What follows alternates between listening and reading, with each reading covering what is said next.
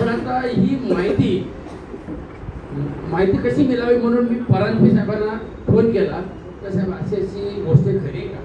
तर बोलले दादा गोंड दादा घे.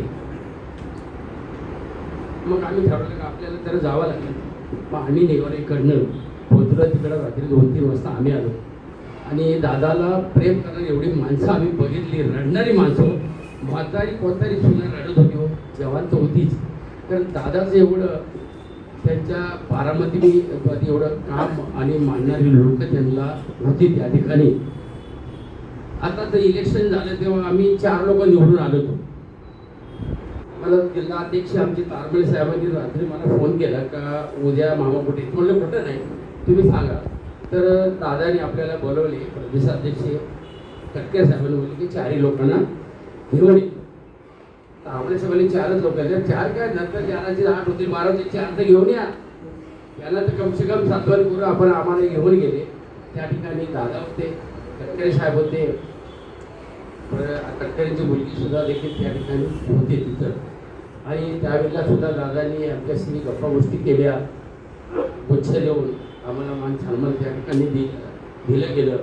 पण ही अशी वेळ नको यायला पाहिजे. बघा ना, एखादा मुलगा जातो आणि बापाला खांदा द्यायला लागतो हे नाही आवडत आपल्याला. तशी परिस्थिती आज पवारसाहेबांनी यावं का? नको यायला पाहिजे होती. आज मुलगा जातो आणि पवार साहेबांवर हे संकट म्हणजे महाराष्ट्रावर संकट, भयानक संकट आहे.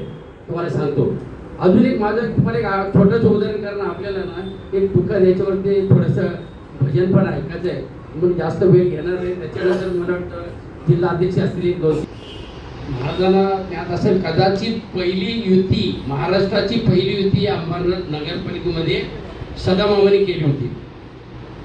आणि मी विचारले नव्हतं पण मला बोलवलं त्या ठिकाणी आणि मी घाबरतच गेलो थोडे काय होतं काय नाही. आपण तर उडी टाकली घरी आता. आणि त्या ठिकाणी तटकरे साहेब होते त्यावेळेला, त्यावेळीचे प्रदेशाध्यक्ष, बरोबर ना. मला दादा वगैरे होते सगळे. मी घाबरत गेलो. मला फक्त विचारलं तटकरे साहेब तुम्हाला कोणाला विचारून तुम्ही हा प्रकार केला? फक्त मी एवढाच बोललो साहेब बाहेर किती दिवस बसायचं आम्ही, कुठेतरी वाड्यात लोक निवडून देतात, त्यांची इच्छा असते कामाची ती पूर्ण करायला पाहिजे ना. मग कुठेतरी सत्तेच्या जवळ जायचं म्हणून तो पहिला प्रयोग 2015ला आम्ही अंबरनाथमध्ये केला आणि नंतर महाराष्ट्रात तो जन्माला आला. पण त्यावेळेला सुद्धा सांगितलं बिलकुल काही बोलू नका. त्यांनी निर्णय घेतलेला त्यांचा तो योग्यच असेल. त्या ठिकाणी सुद्धा आम्हाला माफ करण्यात आलो. एवढ्या मोठ्या मनाचा माणूस तो आम्ही नाही बघितला कधी. पण दादांवर जे आलेलं संकट महाराष्ट्रात नाही तो देशावर सुद्धा आहे.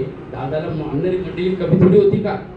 म्हणून तुम्हाला सांगतो हे आमच्यावर आलेलं संकट राष्ट्रवादीवर, त्याचप्रमाणे आता जी सरकार आहे युतीवर सुद्धा अनेक संकट आहे. या ठिकाणी एवढंच बोलतो राष्ट्रवादी काँग्रेस पक्षाचे